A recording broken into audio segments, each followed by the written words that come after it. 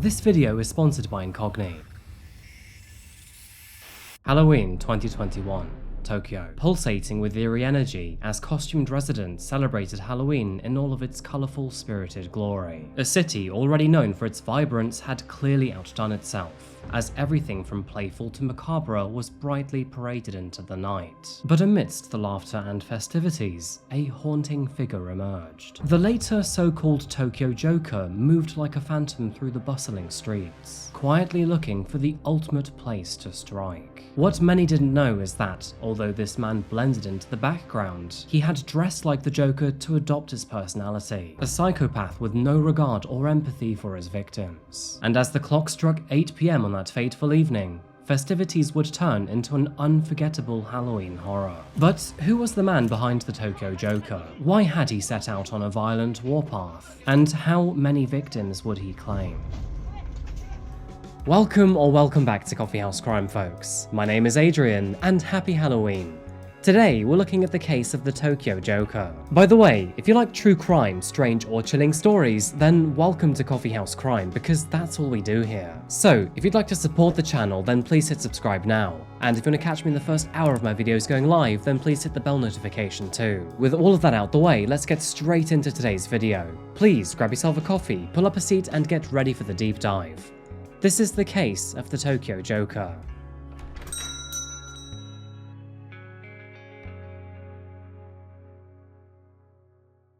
Welcome to Tokyo, Japan. Now, we've been here several times before already, and there's a very good reason for that. Japan is well known for its incredibly respectful and polite population, but when the going gets tough and true crime happens, every case seems to be a little batshit crazy. Our story today takes us to the heart of Japan, Tokyo. This megacity is home to more than 10% of Japan's population, with 38 million people residing within its own urban boundaries. Interesting fact here, but Tokyo is the world's largest city, and it holds this title by more than 5 million people, so I wouldn't expect that to change anytime soon, unless Delhi has something to say about that. As you can guess, this makes for an extremely dense population, with hundreds of skyscrapers filled to the brim with compact apartments to cater for this extremely high demand.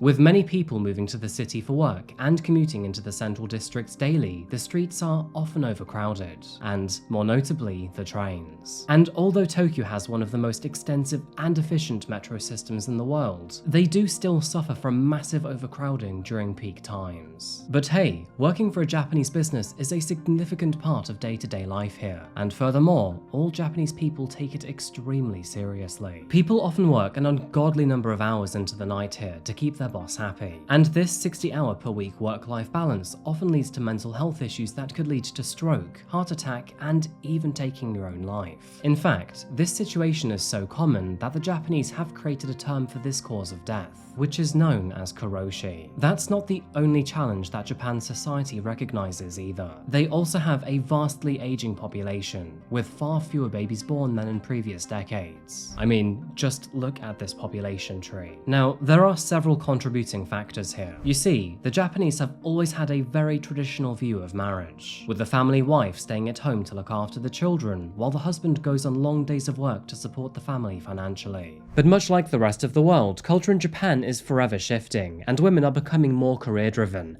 which is great, by the way, but it's causing some rather strange societal changes. Many young people are now opting to move into the cities, causing an accommodation crisis in urban areas. Meanwhile, rural areas are becoming ghost towns. There also seems to be a huge drop-off in pregnancies and childbirths, which is rather concerning. Strangely enough, when I traveled to Japan in 2019, I saw many stores that I thought were for babies. They had many things like prams, clothing and outfits, that sort of cute stuff. But after a closer look, I realized they were actually for dogs and puppies instead, which I thought was kind of strange. Now, you may be wondering why I'm rambling about Japan here, but I promise that both of these things are very important for today's case. Many of the cases that I cover from this country tend to stem from a lack of love, work, or fulfillment, often leaving people feeling like a failure. And while the main man of our story today did have a relatively happy life, all of that would suddenly fall apart, and he would react in the most horrific and deranged ways possible. October 31st, 2021. Halloween in Tokyo is a rather crazy affair, especially in central districts such as Shibuya and Shinjuku. Hordes of crowds gather in costume for a night of partying, drinks, and festivities, soaking in the festive atmosphere and the welcoming cool breeze after the summer. Now, Japanese culture typically is quite reserved, but if you ever find yourself in the bustling crowds of Shibuya on Halloween, you will quickly realize that there are exceptions. And with public drinking not illegal in Japan, things can get pretty rowdy here. When it comes to festivities, this nation does them exceptionally well, and Tokyo in particular is an incredible place to be over Halloween. I mean, just look at some of these costumes, for example. However, Halloween in Japan is not just an imitation of the American version. First of all, there is no trick-or-treating here, and secondly, as it's a new phenomenon, people don't really care about most of the traditions which are important elsewhere. From Ronald McDonald to murderous maids, demonic Pikachu to terrifying clowns, Tokyo has you covered. However, don't be fooled. Creepy costumes aren't the only thing you should be worried about. In fact, something much more horrifying is someone taking advantage of your online privacy. And that's where the sponsor of today's video, Incogni, comes in. The internet is filled with faceless figures trying to steal your identity for their benefit. So, with that in mind, are you sure you're taking the right measures to keep yourself safe? Every time you sign up to a new website or newsletter, it often comes with terms of service for you to accept. And by accepting that terms of service, you might be giving your consent for your data to be sold and resold by hundreds of data brokers. Many of these data companies retain your personal information, such as your name, gender, alias, shopping habits, and even your address. And that can lead to impersonation, fraud, and stolen identity. This is where Incogni, the sponsor of today's video, comes in. Incogni protects you online by removing your data from the market. They reach out to data brokers on your behalf and request all your data to be removed. And they'll even handle any obligations for you. Simply sign up to Incogni with my unique code, CRIME, create an account, grant them the right to work for you, and their automated system will do the rest. On your dashboard, you can see the type of data broker, what info they carry, and their risk factor. Incogni has already removed 57 threats identified with my email and is still actively searching to remove more. So, protect your online privacy today. Incogni's offering 60% off the first 100 people who use my unique code CRIME below. I'll leave that in the pinned comment and description. Thank you to Incogni for sponsoring today's video. Thank you to you folks for supporting us content creators, and let's get straight back to today's case. Alongside Tokyo's busy areas, many transport systems and links run towards the city centre, and one of those lines is the Keio Line, a vast railway network connecting all over Tokyo, most notably to Shinjuku and Shibuya. And it's on this bustling line, on this very busy evening at around 8 PM of Halloween, that a terrifying situation broke out on the slow train towards Shinjuku. You see, being Halloween, it's not uncommon to see those in costume while riding the city's many trains. But our focus today is on one person in particular, a man cosplaying as what can only be described as the Joker from the Batman universe. Wearing a dark purple suit and a green shirt, he decided to forego the makeup this time. But at 8 PM that evening, while the train was mostly full of commuters and partygoers, things would take a dramatic turn. After casually sitting on the train, the purple-suited man sprung out of his seat, and after pulling out a bottle of pesticide from his pocket, he sprayed the older man sitting beside him in the face. And amongst the screams, the Tokyo Joker revealed a large knife from his jacket. After plunging the knife into the man's chest, he turned his attention to the rest of the train. The incident happened so fast that the other passengers had no time to process what they were witnessing, with some even believing it might just be a Halloween stunt. But after the so-called Tokyo Joker started waving the knife around, they realized that this was indeed no prank. Passengers began to flee, but a few seconds later, the Joker sprinted along the train to the next car filled with passengers. Standing in front of his new audience, the man then took out a plastic bottle and began to pour liquid all over the carriage, with some getting on passengers. And the smell of the fluid was immediately recognizable. Lighter fluid. Passengers swiftly evacuated the carriage and ran down the train length to escape the deranged man. And thankfully, most of them made it out of that carriage before the Joker pulled out a match. And you can tell exactly where this is going. He then lit the carriage ablaze, with his new self-made chaos igniting around himself. Thankfully, the train was in the right location to make an emergency stop just after the fire broke out, and those in the carriages could clamber out of any open window to safety. The Joker allegedly orchestrated all of this without showing any emotion whatsoever, and witnesses claim that his face was deadpan the entire time without showing any signs of anger. Luckily, most passengers could escape the train, while others barricaded the man to a single carriage, where, much like the rest of his attack, he seemed to accept emotionlessly. In fact, after finding himself alone in the carriage, he calmly lit a cigarette and then sat down on one of the chairs, very obviously accepting his fate. Emergency services were contacted, with the police, ambulance and fire services responding within a matter of minutes, and thankfully both the assailant and the fire were apprehended. Due to the sheer number of people who witnessed this event, the news spread like wildfire, with media swarming to the station. And I think everybody had the same questions here. How many people were hurt? Who was this crazed killer? What was his motive? And why on earth was he dressed as the Joker? The so-called Tokyo Joker was quickly identified as 24-year-old Kyota Hattori, and soon after his name was released to the public, rumors about Kyota promptly began to spread. These rumors included his family allegedly abandoning him when he was a child, that he grew up in an orphanage, and even that his father was part of the Yakuza. However, through my research, most of these claims were simply rumors and nothing else. In fact, Kyota had actually grown up in Fukuoka, a large town on the southwestern island of Kyushu. His mother and father were in the picture, and, at least to begin with, he had a relatively normal and peaceful upbringing. Sadly though, when he was just a child, his parents would divorce, and so Kyota ended up living with his mother and younger sister in an apartment just outside of the city. While here, their neighbors even described Kyota as a good kid who behaved himself and never got into trouble. In fact, they were rather surprised when they learned that he was responsible for the Keio Line train fire. Although the rumors say otherwise, Kyota remained a quiet yet normal kid and graduated elementary and high school with average grades, though he would later claim that he didn't have many friends while at school.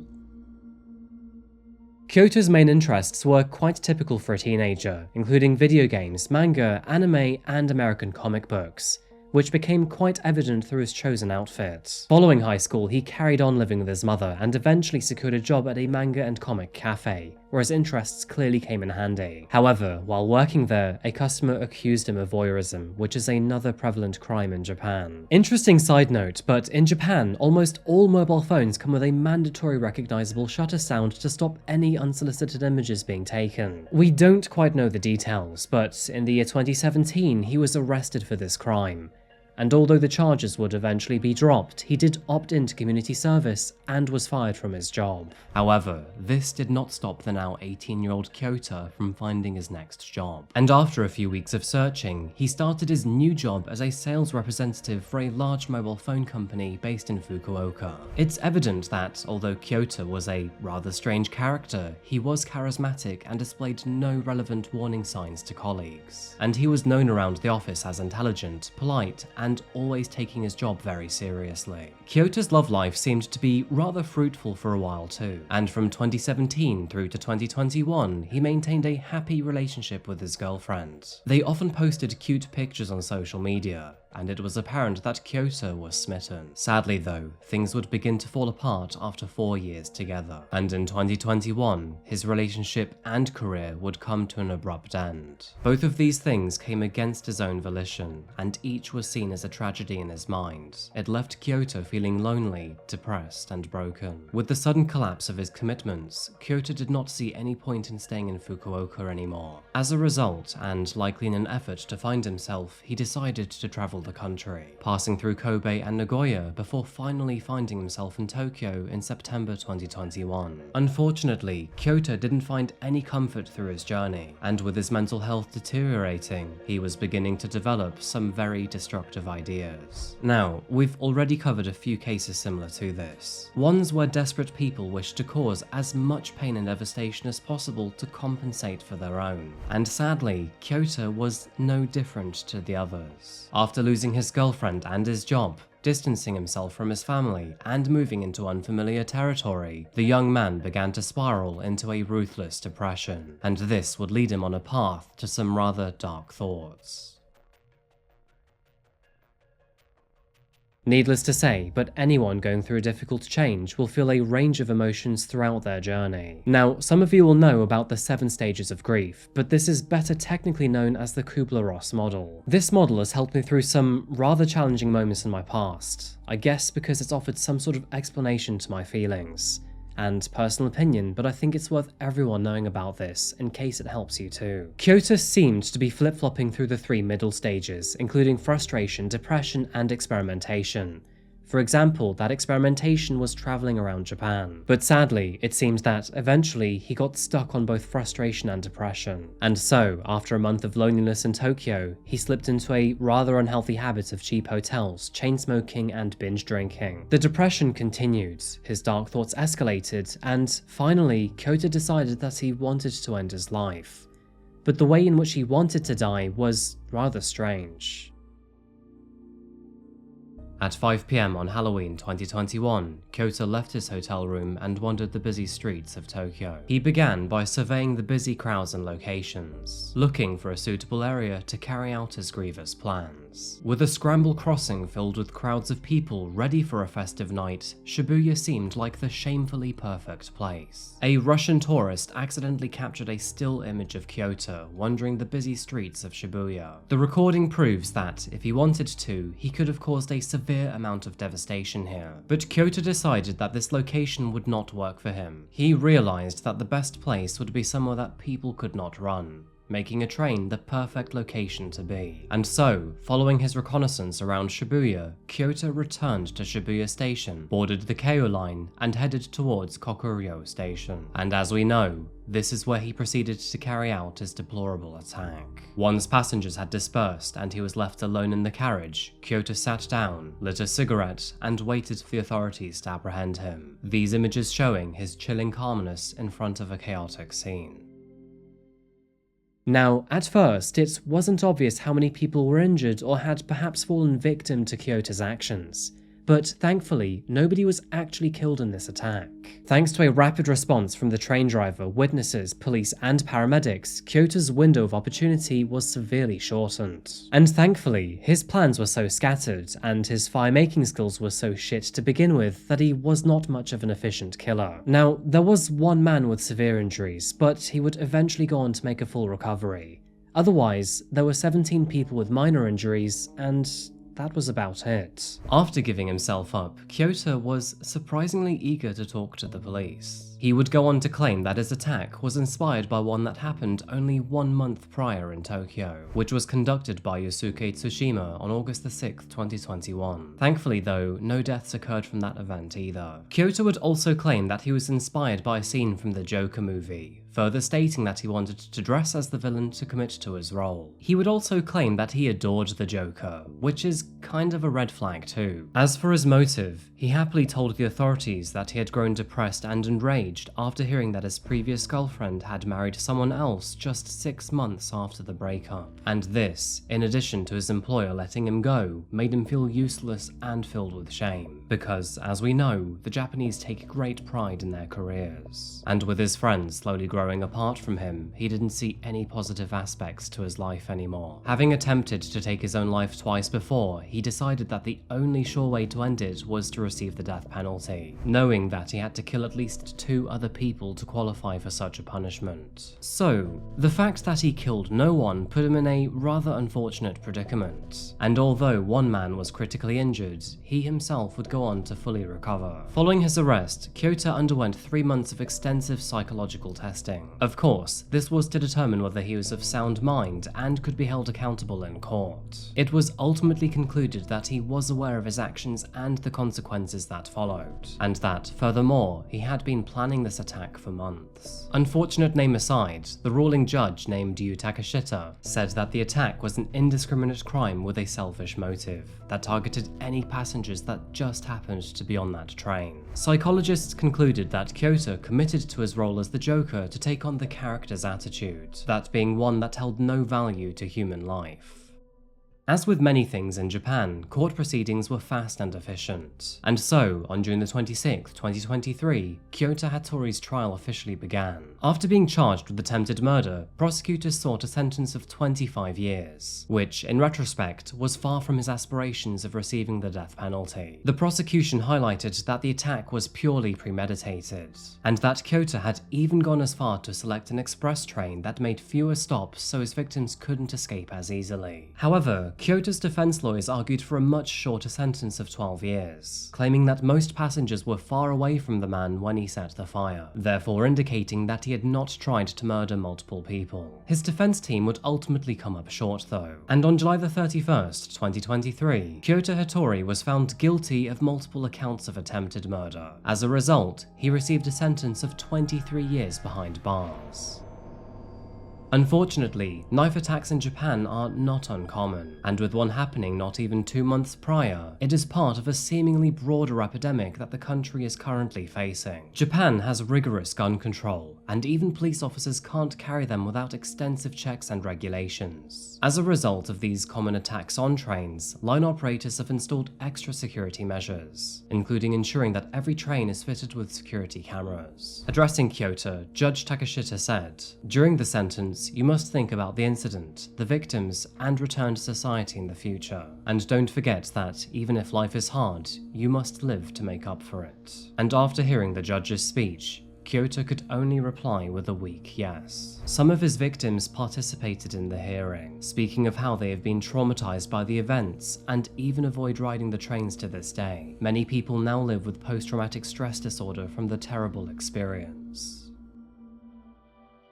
Despite the intention always being there, this is one of the rare cases I've covered where no lives were actually lost.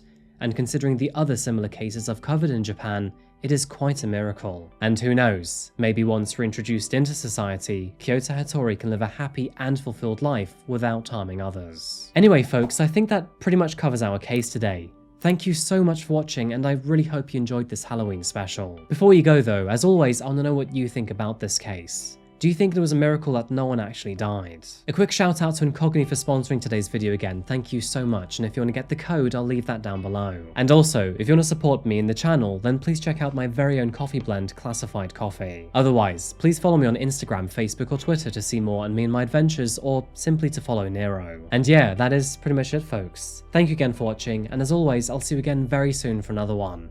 Until that moment arrives though, remember to look after yourself, look after each other, and of course, stay safe. Happy Halloween. Goodbye.